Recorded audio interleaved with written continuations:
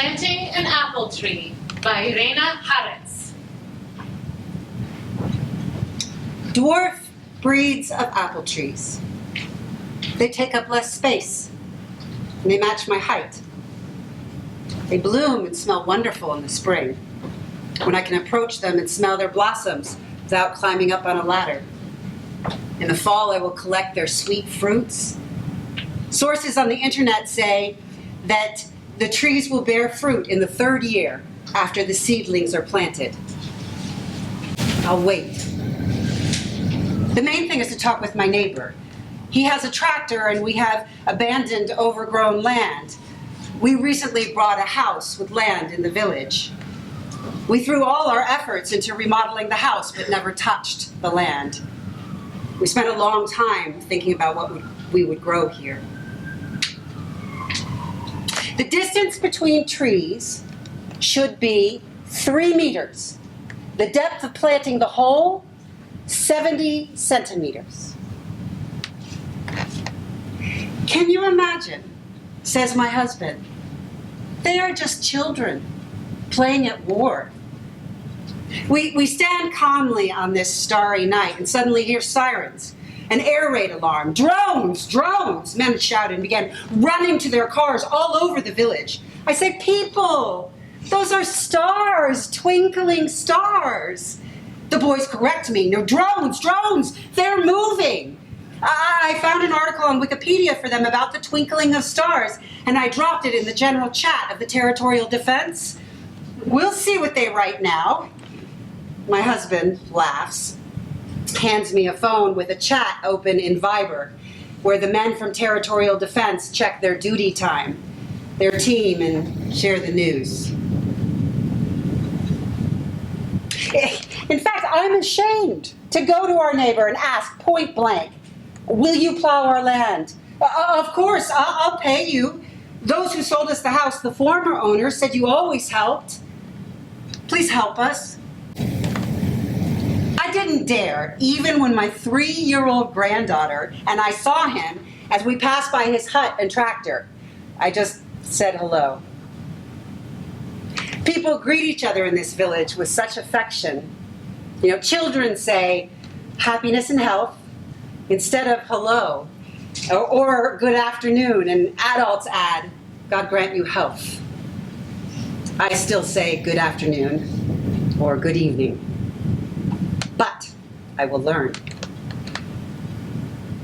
My Varia and I were out for a walk, and we came upon a neighbor, said hello, and encountered a worm, a long fat one, crawling across the road, and my granddaughter decided it was in danger because cars were driving past, and we watched for almost an hour as the worm slowly squirmed along. We asked cars to go around it, and finally the worm got to the other side of the road and climbed under a leaf. Varia happily continued on her walk. She's very smart for her age. She is capable of saying marvelous things. Where is your mommy? She asks me. She died, I answer. Then who is going to hug you and pity you? And then she said she remembered what it was like to be dead. Varia says she was dead. She couldn't move her legs and arms, and she saw nothing. I don't cry. No tears flow. I just feel a fierce anger. My imagination paints a picture of a cluster bomb flying into the high-rise building where my children live and killing my son-in-law, daughter, my Varia, and my little Orchik, who was a year old. Discard the top layer of soil separately, then mix the soil with peat and humus. Add to the mixture some superphosphate and wood ash. Hammer a peg into the middle of the hole, then add the soil mixture. Over that, sprinkle the earth from the topsoil, place a seedling in the center of the hole, and separate its roots. It's very important that the roots do not touch the fertilizer, for it can burn the tree's delicate roots. And my husband says rumors reached his soldiers that a party of Russians had landed. Well, there was general excitement as plans were made to neutralize it. And then came the realization that they didn't even have guns. They began thinking about, what to do. I offered to stick a pitchfork upside down in the ground, pointing upwards. Let the assholes plant themselves on that. I will come to you on a tank, says my uncle from Moscow. You are fascists and Nazis. You must be destroyed. Oh, yes, Uncle Sasha. Women with babies in the maternity ward in Mariupol are your greatest enemy. You have destroyed the heart of fascism and Nazism in our country. And the grandmothers who sit in the basements of Oktirka, and the small children you killed, and people with disabilities who do not have access to medicine. I don't cry. They say it's easier when tears flow, even more useful. We have a quiet region. Sirens ring out periodically, but we haven't been bombed yet. I even feel guilty that my sister is being bombed in Kharkiv, and my family is being bombed in Kyiv. I try not to think about the many places where people are on the verge of a humanitarian catastrophe, without water, food, medicine, and where children die of dehydration. I take in refugees almost every day, tired people with frightened eyes. A 5-year-old boy asked to watch cartoons.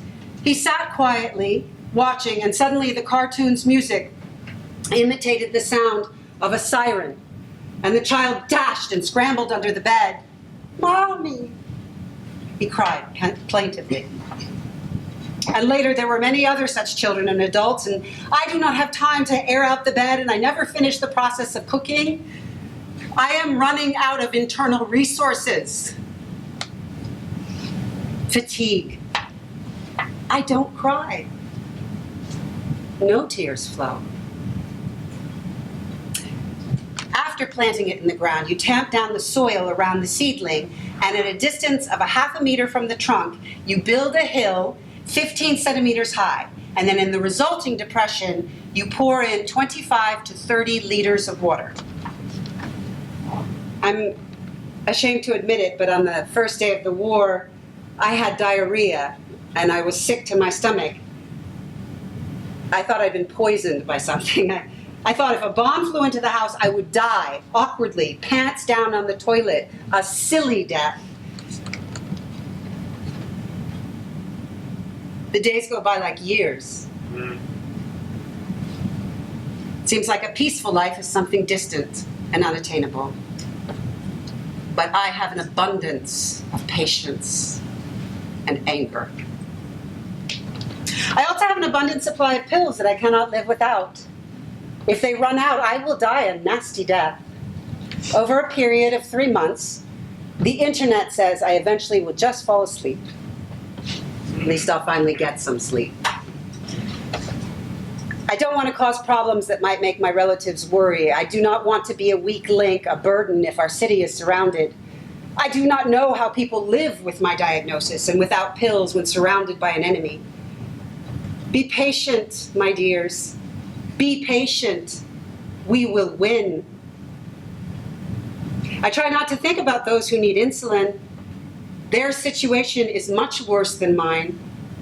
They don't have 3 months left. Since the root system in this kind of apple tree clings to the surface,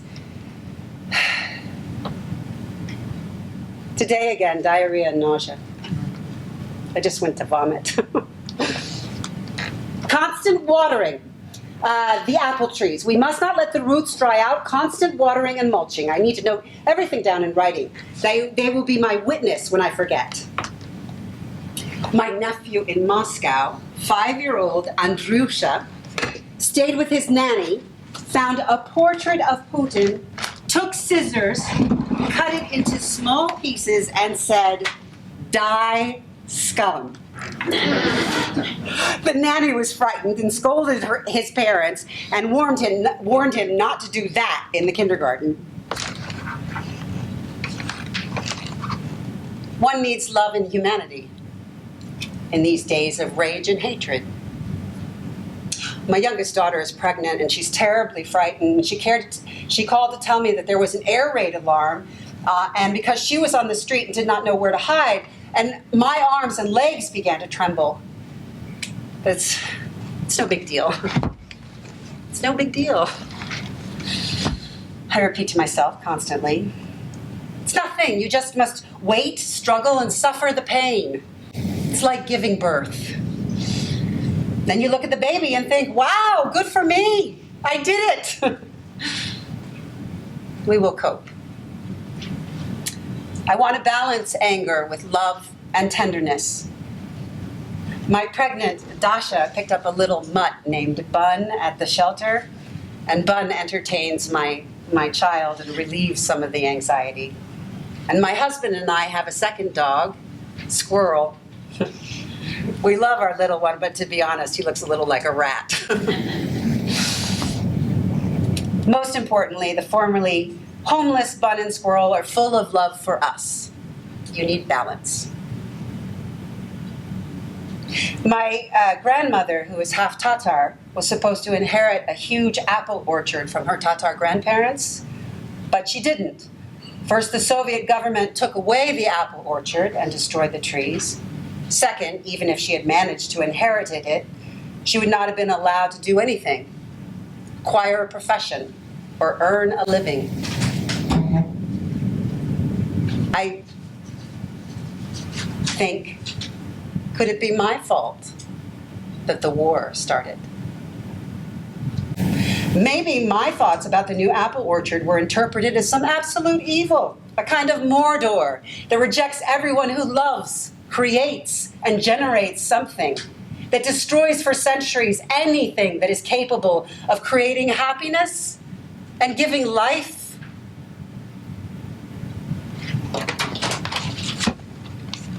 When watering the apple tree, take care with the supports under the fruit-laden branches. End of play.